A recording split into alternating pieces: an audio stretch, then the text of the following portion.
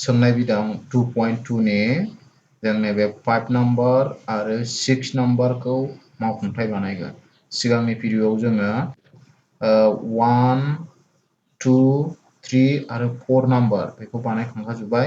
दा जों बेयाव 5 नम्बर आरो 6 नम्बरखौ बानायगोन। अब्ला फै जों बानायलांसै।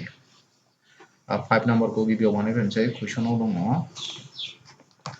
2 नि 5 जोंना माइनास 1/4, 1/4 दं। बिसोर जाहैबाय दाजाब गासै आरो सानजाब गासै। होमबा मावफुंथाय होनाय दं जोंना लाथिख'फोरनि दाजाब गासै। बेयाव लाथिख'फोरनि दाजाब गासै। लाथिख'फोरनि दाजाब गासैखौ देखायमोन आल्फा प्लास बेटा समान बेसेबां माइनास 1/4 आरो मोनसेया लाथिख'फोरनि सानजाब गासै आल्फा इनटु बेटा समान 1/4। Therefore जोङो गोरलै राहाजों बानायगोन। जौगानाय बां बिदाबनि बिदिन्थि होनांगौ नालाय जोङो गोरलै राहाया मोनथिगौमोन। Therefore जौगानाय बां बिदाब जागोन। जौगानाय बां बिदाबा x स्क्वायर माइनास आल्फा प्लास बेटा थारमाने लाथिख'फोरनि दाजाब गासै लाथिख'फोरनि सानजाब गासै एबा आल्फा इनटु बेटा समान ओरै 0 नांगोन। बिदि दा बहायलांदो मानफोरखौ x स्क्वायर माइनास आल्फा प्लास बेटायाव दङ जोंहा दाजाब गासैया माइनास 1/4 बाहेरायाव x प्लास दाना सानजाब गासैया दङ आल्फा प्लास बेटाया दङ जोंना 1/4 इक्वल टु 0। दा x स्क्वायर नै बे माइनास सानजाबाव मा जागोन प्लास 1 जों x जों 1x/4 जागोन प्लास 1/4 इक्वल टु 0।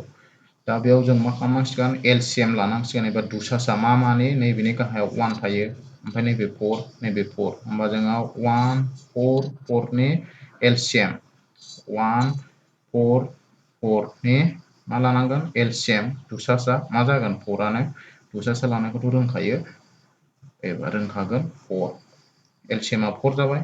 दाना 1 जों 4 खौ रानबा 4 मोनबाय 4 मोननायजों गोजौनि x स्क्वायरजों सानजाबबा 4x स्क्वायर जागोन प्लास दाना बेनाबो 4 दं 4 जों दुसासा 4 खौ रानोबा 1 मोननायजों गोजौनि 1x जों सानजाबा 1x आनो दाना बे प्लास नालाय बेयाव प्लास दाना बेना 4 दं गाहायाव 4 जों 4 खौ रानहरबा 1 मोननायजों गोजौनि 1 नि सानजाबा 1 इक्वल टु 0। दा बेयाव जोंहा नैबे 4 जों नैबे 0 जों सानजाफैसिगोन क्रस माल्टिप्लिकेशन होमबा 4x स्क्वायर प्लास 1x प्लास 1 इक्वल टु 4 जों 0 जों सानजाबा जोंना मा जागोन 0। होमबा therefore दिहुननो गोनां जौगानाय बां बिदाबा जोंना 4x स्क्वायर प्लास 1x प्लास 1 इक्वल टु 0 बेनो जागोन एन्सारा। जोङो 2 नि 6 कुइसनखौ लिरनोसै 4, 1 होमबा मावफुंथाय होनाय दं थाब लिरनोसै आङो होनाय दङ लाथिख'फोरनि दाजाब गासै लाथिख'फोरनि दाजाब गासैखौ जों बोरै फोरमायगोन आल्फा प्लास बेटा समान बेसेबां होनाय दङ 4 आरो मोनसेया लाथिख'फोरनि सानजाब गासै होनाय दङ आल्फा इनटु बेटा इक्वल टु 1 होमबा therefore सर्टकाट फर्मुला जों बेखौबो बानायनोसै therefore जौगानाय बां बिदाब जागोन बेना मा x स्क्वायर माइनास आल्फा प्लास बेटा ब्रेकेट क्लोज x प्लास आल्फा इनटु बेटा समान 0 बे जाबाय सर्टकाट फर्मुला। दाना मानफोरखौ बहायदो x स्क्वायर माइनास आल्फा प्लास बेटाया बेसेबां दङ 4 दं नालाय बे 4 होदो 4x प्लास अल्फा इनटु बेटाया बेसेबां दं 1 दं नालाय 1 इक्वल टु 0 होमबा जोंना बेनो जाहैबाय therefore x square minus 4x plus 1 equal to 0 बेनो जाहैबाय जोंहा दिहुननो गोनां जौगानाय बा मिलापनि बिदिन्थि बा बेनो होमब्ला बेखिनियावनो जोंना